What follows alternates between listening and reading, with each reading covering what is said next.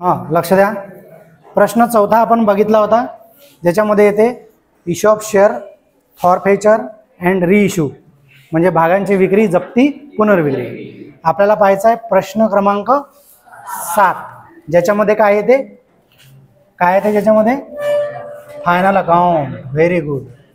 काय येते? Final account. Partnership final account. Partnership final अकाउंटमध्ये आपल्याला 3 गोष्टी तयार करायला येतात. नंबर 1 व्यापार खाते, नंबर 2 नफा तोटा खाते, नंबर 3 ताळेबंद. परंतु जो 2024चा रेग्युलर बॅचचा पेपर झाला त्याच्यामध्ये नफा तोटा खाते आणि ताळेबंद दोनच सांगितले होते. प्रश्न आहे 12 मार्काचा. किती मार्काचा? 12 मार्काचा. आहे का लिहिलेलं? बघा, वाचतोय, लक्ष द्या. मामा आणि काका समान प्रमाणात नफा तोटा वाटून घेणारे भागीदार आहेत. खालील परीक्षा सूची आणि समायोजनांच्या आधारे 31 मार्च 2019 रोजी संपणाऱ्या वर्षाकरिता नफा तोटा खाते आणि त्याच तारखेचा ताळेबंद तयार करा. काय तयार करा? नफा तोटा खाते आणि ताळेबंद. खाली बघा, परीक्षा सूची 31 मार्च 2019 रोजीची दिली आहे. नावे शिल्लक रक्कम, जमा शिल्लक रक्कम. खाली बघा, विमा दिलेला आहे, जमीन आणि इमारत आहे, त्याची तारीख आहे, जमीन व इमारतची तारीख नाही आहे तिथं. ते सांगितलं आहे की 1 जुलै 2018 रोजी रुपये 40,000ची वाढ, म्हणजे जे 1 लाख रुपये. हॅलो, जमीन व इमारतची रक्कम किती आहे? जमीन व इमारतची रक्कम किती आहे? 1 लाख. तिथं काय म्हटलंय त्यानं? 1 जुलै 2018 रोजी रुपये 40,000ची वाढ, म्हणजे 1 लाख रुपये जे आहे त्याच्यामध्ये 40,000ची वाढ कधी झाली आहे? 1 जुलै 2018. हे काऊन दिलंय? घसारा बिसारा असन त्याच्यावर, है ना. म्हणजे 60,000ची आधीपासून असन. जमीन व इमारत 1 लाख आहे की नाही, तर 60,000ची पहिलेपासूनच असन. 40,000 जे वाढले त्याच्यात 1 लाखात, ऑलरेडी 1 लाखात आहे ते. 1 लाखात वाढवायचे नाही आपल्याला 40, ऑलरेडी त्या 1 लाखात आहे. मग 1 लाख जे आहे, 1 लाख जे रक्कम आहे ना, हॅलो, याच्यामध्ये हे 40,000 1 जुलैचे आहे. कधीचे आहे? 1 जुलैचे. मग उरले किती? 10तून 4 गेले 6. हे जे 60,000 आहे हे सुरुवातीपासून आहे. 60,000 जे आहे ना हे सुरुवातीपासून आहे. आणि हे जे 40,000ची जे वाढ आहे ना, हे कधी झाली म्हणते? 1 जुलै 2018ला. कधी झाली? 1 जुलै 2018ला. 40,000ची त्याच्यात इन्क्लूड आहे 1 लाखामध्ये, वेगळे नाही आहे ते. वेगळे असते तर मग ते 23 पत्रक आहे ते त्याच्यात इन्क्लूड आहे. ते जे काही दिलेलं आहे ते सगळं त्या अमाऊंटमध्ये इन्क्लूड असते. लोटा दरवाजा ढकला. हो नाही रे, ढकला रे. हा, या भाऊ. जेवण करून आले काय? नाही. नाश्ता दायबाजी खाऊन आला. हा, वेतन दिलेलं आहे. वेतन, अबे दायबाजीच खाल्ली ना, काय दुसरं काही खाल्लं काय? हा, वेतन, निर्यात कर, व्याज, उपस्कर, ऋणको. खूप सोपं उदाहरण होतं, खूपच सोपं. 10 मिनिटात उदाहरण खतम होते. जमा साईडला पहा, भांडवल खाते मामा काका, 10% दराचे बँक कर्ज आहे, त्याची तारीख आहे 1/10/2018 रोजी घेतले, म्हणजे 1 ऑक्टोबर 18ला घेतले आहे म्हणते. बरं, व्याज आहे 3,000 आणि देय विपत्र पण आहे किती? 16,000. खाली बघा, टोटल दिलेले आहे 2,79,000. समायोजना बघा, ढोबळ नफा 69,000. ढोबळ नफा म्हणजे सकल नफा. ढोबळ नफा म्हणजे सकल नफा. सकल नफा 23 पत्रकात आहे का? पहा, आहे का ढोबळ नफा? मग टिकमार्क करायची गरज आहे का? नाही. दुसरं, पूर्वदत्त विमा. विमावर टिकमार्क करा. दिसलं का? विमा करा, विमावर टिकमार्क. त्याच्यानंतर काय? जमीन आणि इमारतीवर वार्षिक 10% दराने, तसेच उपस्करवर वार्षिक 5% दराने घसारा आकारा. जमीन व इमारतवर टिकमार्क करा. कुठे जमीन इमारत आणि उपस्करवर पण करा. उपस्करवर पण करा. केलं. बुडीत कर्ज रुपये 2000 अपलेखित करून शिल्लक ऋणकोवर 5% बुडीत व संशयित कर्ज निधीची तरतूद करा. ऋणकोवर 2 समायोजन झाल्या. मग किती 2 झाल्या ना. चला पुढे 2000 पहिले अपलिखित करा म्हणते. मग 5% बुडीत कर्ज संशयित कर्ज निधी हा करा. संवरण स्कंदाचे मूल्य 69,000. संवरण स्कंद आहे का 23 पत्रकात? नाही आहे. टिकमार करायची गरज नाही आहे. पुढे जाऊया. हा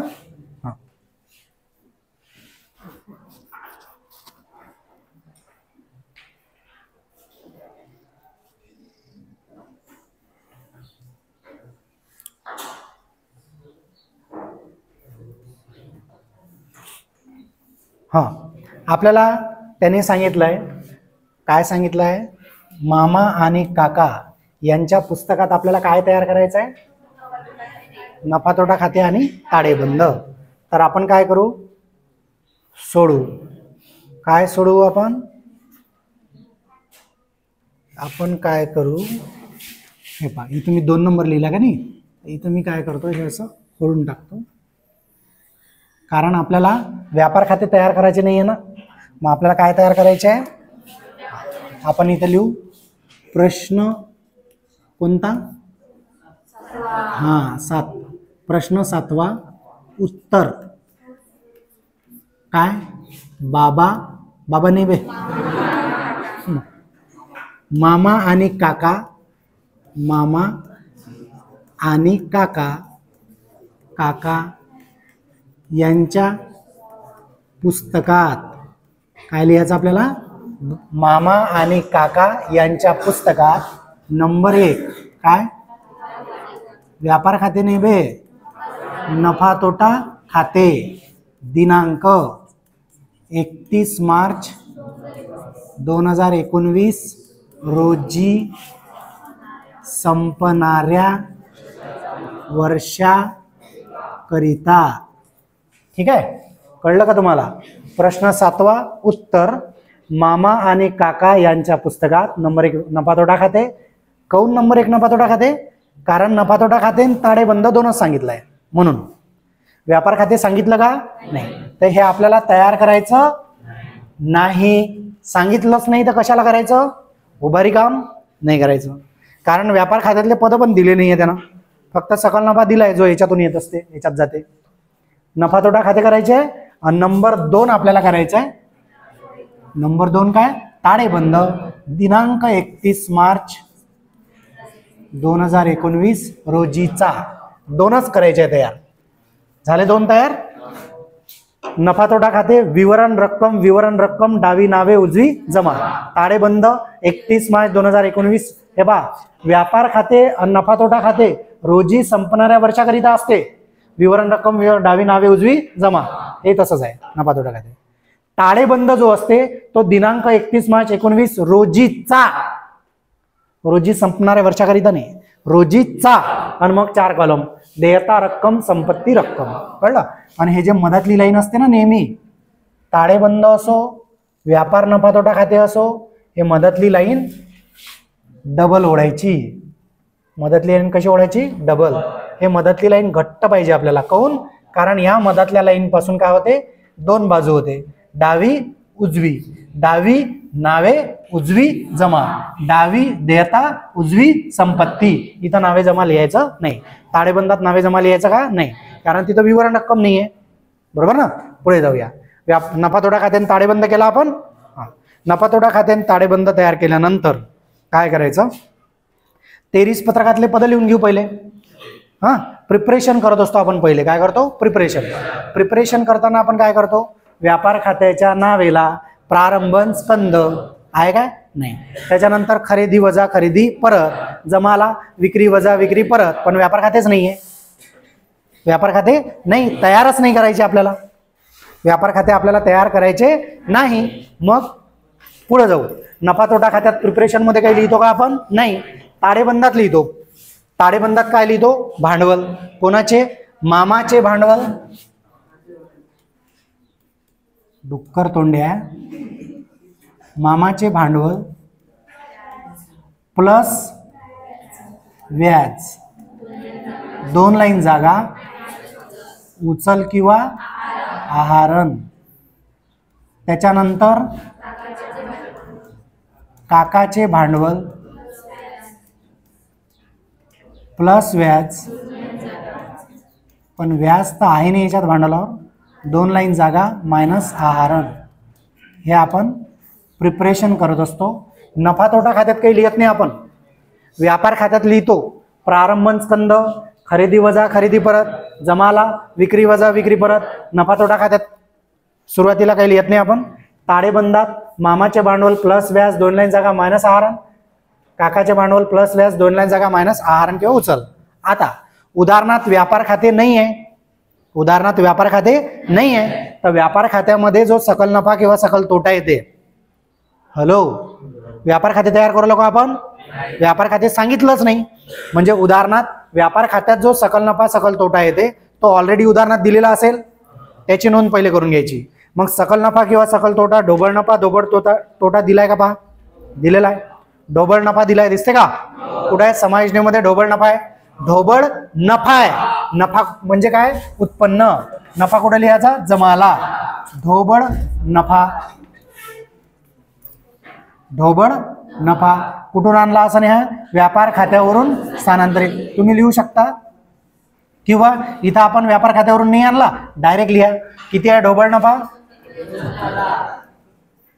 69,000 झालं. मग नफा तोटा खात्यात आपण प्रिपरेशन नाही करत काही, परंतु व्यापार खाते नाही आहे की नाही?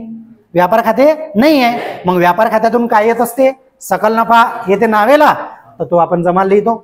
सकल तोटा येते जमाला, तर तो आपण नावे लिहितो. मग सकल नफा किंवा सकल तोटा पहिले लिहायला लागेल ना. मग सकल नफा किंवा सकल तोटा आहे का पाहून घेतला आपण, पाहून पाहिलं, कारण व्यापार खाते नाही आहे. मग आहे तर सकल नफा लिहून घेतला, ढोबळ नफा. त्यालाच ढोबळ नफा पण म्हणतात. ढोबळ नफा जमाला, ढोबळ तोटा नावेला. इथं नावेला येते ढोबळ नफा, तिकडे कुठं जाते? जमाला. इकडे कुठे येते तोटा? जमाला. इकडे तोटा कुठे येते? नावेला. ट्रान्सफर करताना उलट्या साईडला जाते. मग आता नफा तोटा खात्यातलं प्रिपरेशन झालं आपलं. आता 23 पत्रकातले पद वाचू. 23 पत्रकात पहिलं पद आहे विमा. कोणतं पद आहे पहिलं? विमा. विमा किती आहे? 30,000. विमा 30,000 आहे, तर विमा आपण लिहितो नफा तोटा खात्याच्या नावेला. नफा तोटा खात्याच्या नावेला. आता जो जागा सोडायची गरज नाही. का बरं? कारण ऑलरेडी ढोबळ नफा लिहिलाय ना. मग विमा किती आहे? 30,000. त्याच्यावर समायोजन आहे. पुढे जाऊ आपण. त्याच्यानंतर आहे जमीन आणि इमारत. किती आहे? सॉरी, जमीन आणि इमारत 1 लाख आहे, पण त्याच्यावर समायोजन आहे. तारीख पण दिलेली आहे, रक्कमही दिलेली आहे. जमीन आणि इमारत काय आहे? संपत्ती. जमीन व इमारत किती आहे? 1 लाख. आता हे जे 1 लाख आहे याच्यावर समायोजन आहे. समायोजन आहे ना, मग आपण जागा सोडली. ते जे तारीख बिरीक आहे ना, त्याचंही कॅल्क्युलेशन समायोजनेतच होते नंतर, म्हणजे समायोजनेसाठी दिलेलं आहे ते. त्याच्यानंतर काय आहे? वेतन. वेतन कुठे जाते? नफा तोटा खात्याच्या नावेला. किती आहे वेतन? समायोजन आहे का त्याच्यावर? नाही आहे. त्याच्यानंतर निर्यात कर. निर्यात कर नफा तोटा खात्याच्या नावेला. आयात कर असला तर कुठे लिहितो? व्यापार खात्याच्या. निर्यात कर नफा तोटा खात्याच्या नावेला. किती आहे निर्यात कर? 5,000. त्याच्यानंतर पहा व्याज. आता व्याज जे आहे ते कशावर आहे ते सांगितलं का? नाही. आता व्याज सांगितलं आहे, रक्कम दिलेली आहे व्याज, पण ते कशावर आहे ते सांगितलं नाही. मग व्याज कशावर असू शकते? तर जमाला पहा. बँकेचं कर्ज आहे, दिसते, त्याच्यावर टक्के आहे 10, दिसते ना, 10% आहे ना. तर हे जे व्याज आहे ना, नावेला दिलंय 2,000, ते बँकेच्या कर्जावर असण्याची जास्त शक्यता आहे. म्हणजे बँकेच्या कर्जावरच व्याज आहे ते. कळतंय का तुम्हाला? जे व्याज आहे ना इकडे नावेला, कोणत्या साईडला? खर्च साईडला. किती आहे व्याज? 2,000. तर इकडे 10% बँकेचे कर्ज आहे ना, 10% बँकेचे कर्ज. बँकेच्या कर्जावर व्याज नावाचं पद वेगळं आहे का? नाही. म्हणजे हेच व्याज बँकेच्या कर्जावरच आहे. समजलं का? म्हणून हे जे व्याज आहे हे नावेला लिहायचं, पण बँकेच्या कर्जावर तिकडे टक्के आहे का नाही, म्हणून आतमध्ये लिहायचं. व्याज कोणत्या साईडला आहे? नावेला. मग बँकेच्या कर्जावरचं व्याज खर्च असते ना, तर म्हणून व्याज कुठे लिहायचं? नावेला, आतमध्ये. किती आहे रक्कम? 2,000. आतमध्ये लिहायचं, जागा सोडून देऊ. Any doubt? पुढे जाऊ. कळलं का तुम्हाला? व्याज मी आतमध्ये काऊन लिहिलं? कारण इकडे बँकेचं कर्ज आहे, दिसते जमाला पहा, 10% दराचे बँकेचे कर्ज किती आहे 60,000, त्याच्यावर 10% आहे ना, 10% आहे म्हणजे त्याच्यावर व्याज आहे, आणि बँकेचं कर्ज म्हणजे देयता, देयतावर व्याज काय असते खर्च. इकडे नावेला जे व्याज आहे ते व्याज कोणावर असन, बँकेच्या कर्जावर. दुसरं काही आहे का कर्ज बिर्ज, नाही. दुसरं काही असतं तर अजून त्याच्यावर समजलं असतं, मग कन्फ्यूज झालो असतो आपण. मग आपण हे व्याज त्याच्यावर नाही आहे बस समजलं असतं ना. पण दुसरं कोणतं आहेच नाही व्याजाचं. व्याजाचं पद आहे का जमाला कोणतं, पहा जमाला कोणतं व्याजाचं पद आहे का ज्याच्यावर व्याज असू शकते, नाही. पण जमाला व्याजाची रक्कम आहे ते व्याज वेगळं. जमाला जे व्याज आहे ना ते उत्पन्न आहे. हॅलो, जमाला जे व्याजाची रक्कम आहे की नाही ते उत्पन्न आहे, ते आपल्याला मिळालेलं व्याज आहे. आपल्याला व्याज केव्हा मिळते, आपल्याला व्याज केव्हा मिळते, आपण जर पैसे बँकेत जमा केले, सेव्हिंग केले तर, है ना, फिक्स केले तर त्याच्यावर व्याज मिळते. हे मिळालेलं व्याज होय. जमाला जे व्याज आहे ना ते मिळालेलं व्याज होय, म्हणजे उत्पन्न आहे ते संपत्तीवरचं व्याज असते. आणि नावेला जे व्याज असते ना ते कर्जावरचं व्याज असते. समजलं का. मग आता हे व्याज बँकेच्या कर्जावरचं व्याज आहे असं आपण कन्सिडर केलं. त्याच्यानंतर आहे उपस्कर. उपस्कर काय आहे, संपत्ती. किती आहे उपस्कर, 80,000. कुठं लिहायचं, कौनातमध्ये समायन आहे. पुढे जाऊ. त्याच्यानंतर आहे ऋणको. ऋणको काय आहे, किती आहे ऋणको, याच्यावर 2 समायन आहे. 2 समायन आहे तर 3 लाईन जागा सोडायची. किती लाईन, 3 लाईन. तुम्हाला कळलं काय व्याजाचं मी काहून असं नावेला आतमध्ये लिहिलं, समजलं ना. कारण तिकडे बँकेच्या कर्जावर व्याज आहे, दिसते ना जमाला. मग ते हे जे व्याज आहे हे व्याज असणार कशावर आहे, कर्जावरच. ठीक आहे. म्हणून जमाला पहा, नावेचे पद संपले, जमाचे पाहू. भांडवल खाते पहा, मामा. तर मामाचे भांडवल लिहिले आपण. किती आहे रक्कम, दोघांचे 1-1 लाखच आहे. 1 लाख, काकाचे पण 1 लाखच आहे भांडवल. पुढे जाऊ. त्याच्यानंतर 10% बँकेचे कर्ज देयता. लक्ष द्या, 10% बँकेचे कर्ज किती आहे ते 60,000. ठीक आहे. आता याच्यावर तारीख पण आहे खाली पहा, याच्यामध्ये काय प्लस होते पहा, लक्ष द्या. आता 60,000वर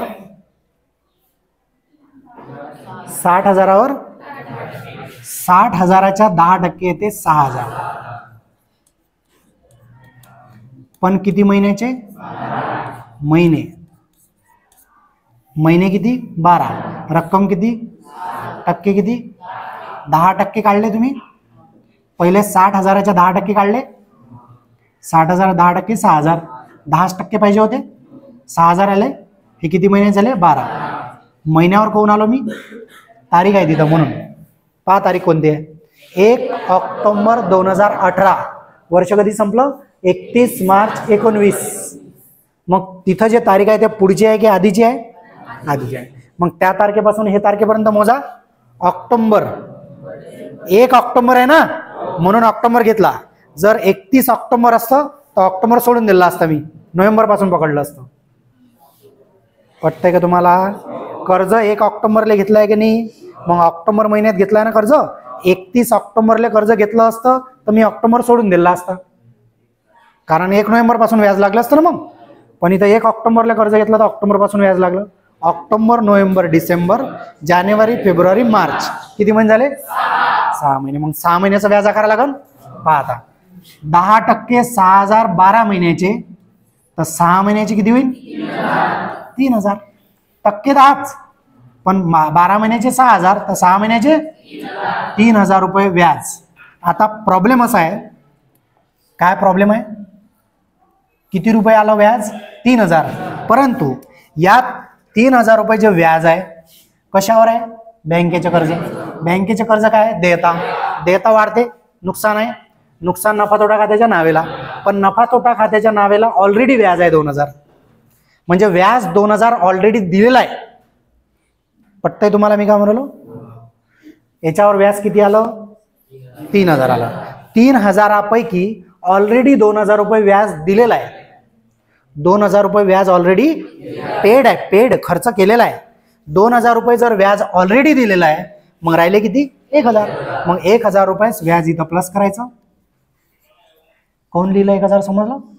व्याज तर तसं 3000 आलं, पण त्या 3000 ऑलरेडी 2000 दिले आहे ना बे. 3000 ऑलरेडी 2000 दिलेले आहे. मग 2000 दिले आहे तर राहिले किती? 1000. तर मग 60 आणि 1 61,000 आणि 1000 रुपये व्याज याच्यात प्लस. अदत्त दिले नाही आहे म्हणून 2 आणि 1 3000 झाले. 3000 कळलं तुम्हाला? व्याज देयता आहे ना, हे देयतावर व्याज काय होते? वाढते. मग देयता वाढली तर काय झालं? नुकसान. नुकसान कुठं झालं? नावेला. नावेला ऑलरेडी व्याज आहे किती? 2000. मग याच्यावर 3000 येऊन राहिले. मग 3000 2000 तुम्ही ऑलरेडी पेड केले. तुमच्याकडून मला फी घ्यायची आहे 4000, त्याच्यातले ऑलरेडी 3000 दिले, तर मग एकच द्यान ना, अजून द्यान 3, मला चालते, मग काही प्रॉब्लेम नाही. मी तर निस्वार्थ माणूस आहे, तुम्ही किती पैसे दिले तरी घेतो मी. म्हणजे जास्तीचे बरं, कमी नाही, जास्तीचे. समजलं ना? माझ्यासारखा माणूस भेटणार तुम्हाला धर्तीवर. हां, लक्ष द्या. पटतंय का तुम्हाला मी काय म्हणलो? हां, इम्पॉर्टंट आहे. हे 60,000 आहे, याच्यावर 10% 6000 झाले. 6 महिन्याचे 3000 झाले. 3000 पैकी 2000 ऑलरेडी पेड आहे व्याज, म्हणजे किती राहिलं? 1000. म्हणजे 1000च व्याज बाकी राहिलं होतं. 1000 रुपये याच्यात प्लस केले, 1000 याच्यात प्लस केले, कारण 2000 ऑलरेडी पेड आहे. म्हणजे व्याज किती झाला? 3000. मग तुम्ही म्हणा इथं एकच बाकी राहिले होते ना, म्हणून. समजली का तुम्हाला? कोई शक? पुढे जाऊया. त्याच्यानंतर आहे जमाला व्याज. जमाला व्याज आहे कोणत्या साईडला? जमाला. मी काय सांगितलं? भाडे, कमिशन, व्याज, अपहार, कसर, सूट. भाडे, कमिशन, व्याज, अपहार, कसर, सूट. नावेला असेल तर नफा तोटा खात्याच्या नावेला, जमाला असेल तर नफा तोटा खात्याच्या जमाला व्याज.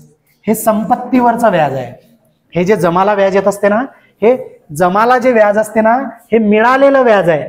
आणि मिळते कशावर? आपल्याला संपत्तीवर. संपत्ती कोणती आहे का इथं? अशी व्याजवाली नाही आहे. मग व्याज कोणत्या तरी गुंतवणुकीवर मिळालं आपल्याला. ते संपत्तीवर व्याज मिळालंय, उत्पन्न आहे. किती आहे रक्कम? 3000. हे कोणाशी संबंधित नाही म्हणून इकडे आपण डायरेक्ट लिहिलं. पुढे जाऊ. त्याच्यानंतर देय विपत्र काय? देयता. देय विपत्र किती? 16,000. 23 पत्रकातले सगळे पद लिहिले. कोणाला काही अडचण असेल तर सांगा. हाय काय? समायोजना नंबर 1 ढोबळ नफा पहिलेच लिहिला आपण. पुढे जाऊया. पूर्वदत्त विमा. अदत्त प्लस होते, देयताला जाते. अदत्त प्लस होते, देयताला जाते. पूर्वदत्त मायनस होते. पूर्वदत्त खर्च असते. दत्तवाले जे असतात ना, दत्तवाले जे असतात ना, ते खर्च असतात. आणि प्राप्तवाले जे असतात ते उत्पन्न असतात. मग पूर्वदत्त काय? खर्च. पूर्वदत्त, पूर्व म्हणजे आगाऊ, दत्त म्हणजे दिले, आगाऊ दिले. पूर्वदत्त काय होते? मायनस. काय? पूर्वदत्त विमा. विमा मधून काय करायचं? मायनस. पूर्वदत्त किती? 7500 आहे का? 7500 मायनस करायच्यातून 0 0 10तून 5 गेले, 5 हातचा दिला. 10तून 8 गेले, 2 हातचा दिला, 2. 22,500. विमामधून पूर्वदत्त काय झालं? मायनस. आगाऊ जास्ती दिले ना, खर्च 7500 जास्त दिला, तर मग जास्त दिला तर पुढच्या वर्षी कापून घेईन ना तो. काय? संपत्ती. पूर्वदत्त विमा. पूर्वदत्त काय? संपत्ती. 7500. अदत्त खर्च प्लस होते, देयताला जाते. पूर्वदत्त खर्च मायनस होते, संपत्तीला जाते. अप्राप्त उत्पन्न. अप्राप्त उत्पन्न प्लस होते, संपत्तीला जाते. अप्राप्त. पूर्वप्राप्त मायनस होते, देयताला जाते. पूर्वप्राप्त आगाऊ मिळाले, वापस द्यायला लागेल ना, म्हणजे देयता झाली. पूर्वदत्त संपत्ती. पूर्वप्राप्त देयता. अप्राप्त संपत्ती. अदत्त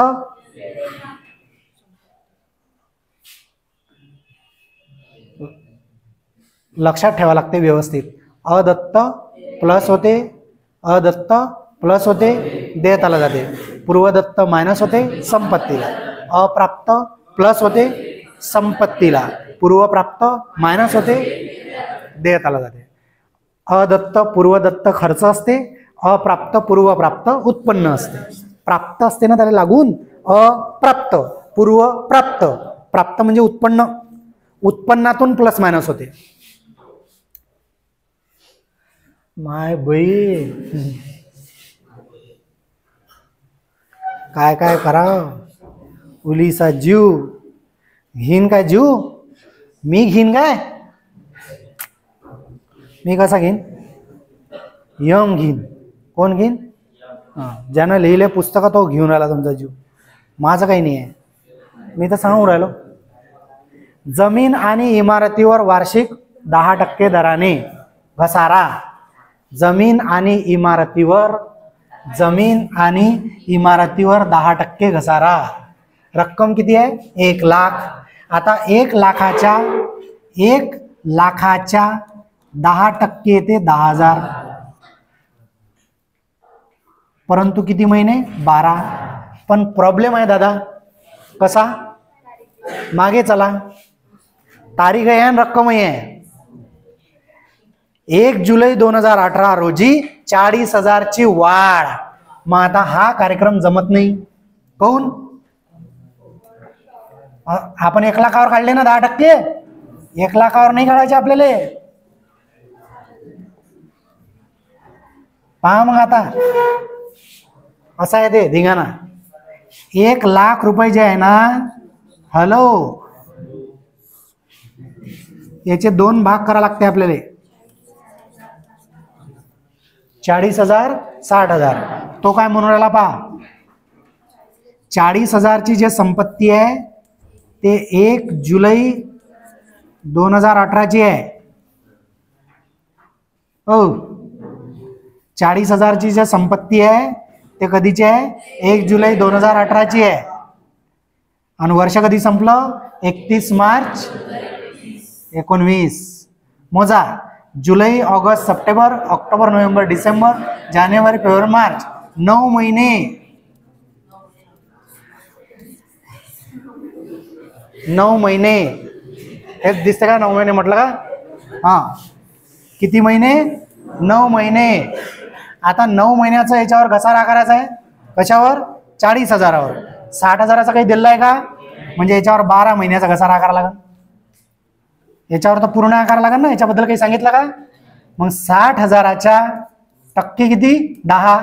60,000च्या 10% 6,000. इसका कार्यक्रम खतम. याच्याबद्दल काही एक्स्ट्रा सांगितलं नाही. याचा कार्यक्रम संपला. याच्यावर 60,000वर 10% 6,000 काढले. पूर्ण घ्यायचे. घेतले पूर्ण 6,000. 60,000वर 10% 6,000 घेतले पूर्ण. याच्यावर काही तारीख बिरीख दिली आहे का? नाही. पण 40,000वर तारीख आहे. 60,000वर आकारला. आकारायचा 1 लाखावर आहे. पण 60,000वर वेगळा आणि 40वर वेगळा. काऊन? कारण 40चीच तारीख आहे.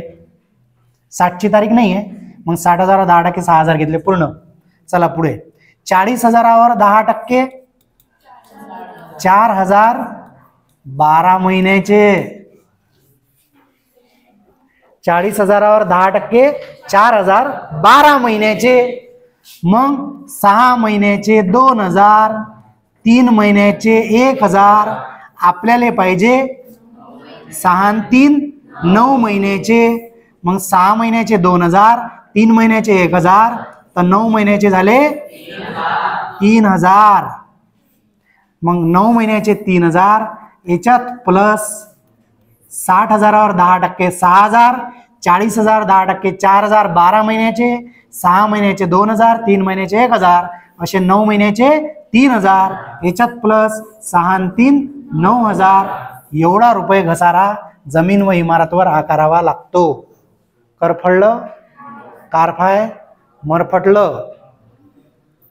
कळलं ना कसं? काय म्हटलंय पाहून घ्या. हे शिकवलं आहे मी माझ्या नोट्समध्ये. उदाहरण आहे असा घसारा काळाचं उदाहरण आहे फायनल अकाउंटच्या नोट्समध्ये. भूल गए वो दिन जो बीत गए. भूलतोच आपण. लक्ष द्या. जमीन व इमारत 1 लाख दिलेली आहे. ओके. किती दिली आहे? 1 लाख. इकडे काय सांगितलं त्यानं? 1 जुलै 18 रोजी 40,000ची वाढ झाली.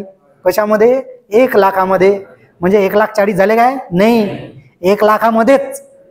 म्हणजे 60 पहिले होती. 40,000ची जे वाढली आणि 1 लाख झाली.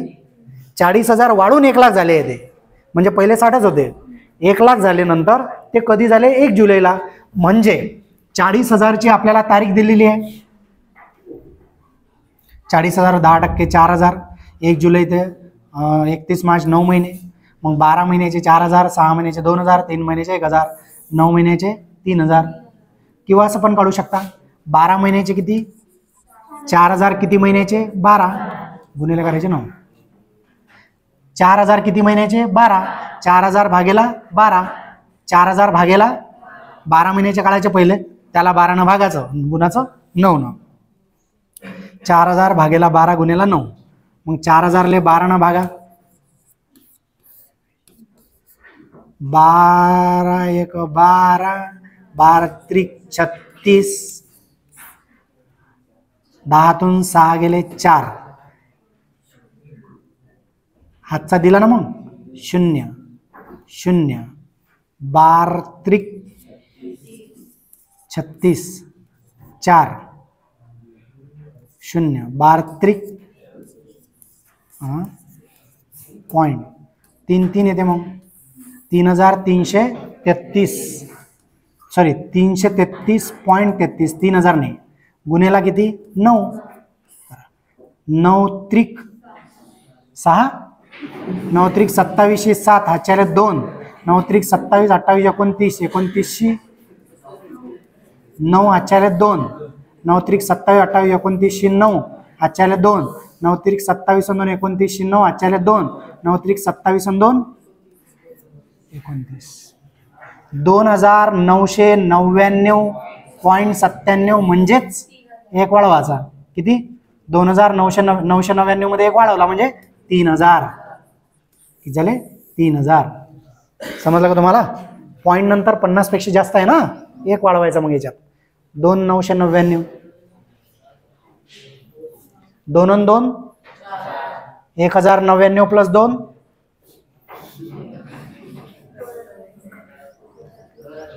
1,099 प्लस 2 किती, 2,001 म्हणते. हां, 1,099 प्लस 2 3,000, 3,000 म्हणते. 1,099 प्लस 2 डुकरे हो, 1,101 होते भयाळ हो. 9 आणि 2 11, 1,100 हातचा आला, 9 आणि 1 10, हातचा आला 1 1. 1,099 प्लस 2 2,000. हा बाजीचा मोठ आहे तुमच्या. हा झाली का नाही फजिती? असं आहे, असं तर काम आहे तुमचं. 1,099 मध्ये 2 प्लस करता येत नाही म्हणजे कंडिशन वाईट आहे. 2,999 मध्ये 97 म्हणजे 1 प्लस केला तर होते 3,000. ठीक आहे ना, 3,000 रुपये आले होते इथं. मग 3,000 आणि 6,000 9,000 रुपये घसारा. जमीन व इमारत मधून मायनस करू. घसारा किती, 9,000. 1,00,000 मधून 9,000 गेले 91,000. मग अजून कशावर आहे, उपस्करवर पहा. किती आहे उपस्करवर, 5%. याच्यात तारीख बिरीक नाही आहे. उपस्करवर तारीख आहे काय, नाही. मग 80,000च्या 5% काढा. 80,000 10%, 8,000, 5% 4,000. मायनस करू घसारा. 5% 4,000. 80 मधून 4 गेले 76,000. आणि घसाऱ्याच्या दोन्ही नोंदी संपत्तीमधून मायनस झाल्या नफा-तोटा खात्याच्या नावेला. जमीन व इमारतीवर किती, 9,000. उपस्करवर घसारा 4,000. पुढे जाऊया, पुढे जाऊया. झालं. बुडीत कर्ज किती, 2,000. बुडीत कर्ज ऋणकोमधून मायनस. बुडीत कर्ज किती, 2,000 अपलेखित करा. 52,000 मधून 2,000 गेले, राहिले 50,000. अजून आहे अपलेखित करून शिल्लक ऋणकोवर 5%. बुडीत व संशयित कर्ज निधी. बुडीत व संशयित कर्ज निधी किती, 5% कसे काढायचे? 10% काढायचे, त्याच्या अर्धे. 50,000च्या 10% 5,000. 5,000च्या अर्धे, शून्यातून शून्य गेलं 0 0. 10तून 5 गेले 5, हातचा दिला. 10तून 3 गेले 7, हातचा दिला 4. 5तून गेला 4. ठीक आहे. आता हे जे दोन्ही बुडीत कर्ज आहे संपत्तीतून काय झाले? मायनस. नुकसान झालं नफा तोटा खात्याच्या नावेला. नवीन बुडीत कर्ज, नवीन बुडीत कर्ज किती आहे? 2000 प्लस नवीन संशयित कर्ज निधी किती आला होता? 2500. 2000 आणि 2500 दोन्ही नावेला घेतले. खर्च आहे ना, दोन्ही मायनस झाले ना, मग दोन्ही नफा तोटा खात्याच्या नावेला. पुढे जाऊया. संवरण स्कंद पुढे जाते. व्यापार खात्याच्या जमाला, ताळेबंदाच्या संपत्तीला. मग व्यापार खाते तर नाही आहे, मग ताळेबंदाच्या संपत्तीला लिहून टाकू. किती? 69,000. Any doubt? मग काय करायचं? संपलं, क्लोज करायचं. जमाची टोटल जास्त येते.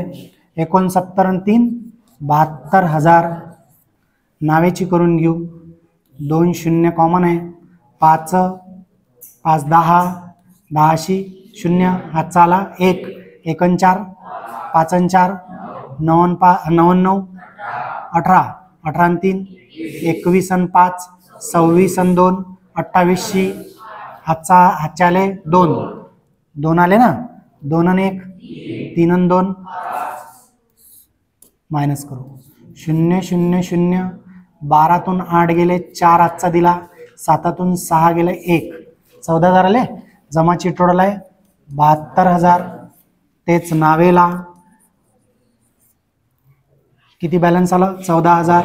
याला नाव द्यायचं शुद्ध नफा, पण तो डायरेक्ट लिहायचा नाही, वाटा लागते. मामा काकाला वाटा लागते. किती रुपये? 14,000. कसे वाटान? समान म्हणजे 14,000च्या अर्धे अर्धे. इथं काय लिहायचं? भागीदारांना. आणि हा जो शुद्ध नफा आहे तो त्यांच्या फॉर्म्युल्यामध्ये प्लस. किती?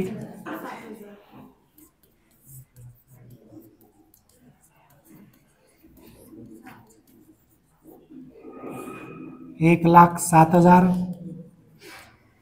1,07,000. इथे तेवढे चिन्ह. मग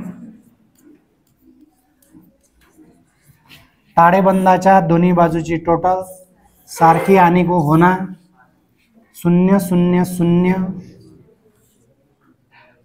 6 आणि 1 7 आणि 7 14 आणि 7 21शी हातच्या आले 2 आणि 1 3 आणि 6 9 9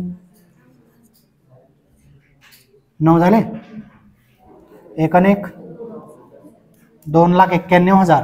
इकडची करूया. 0 0 2 0 कॉमन आहे.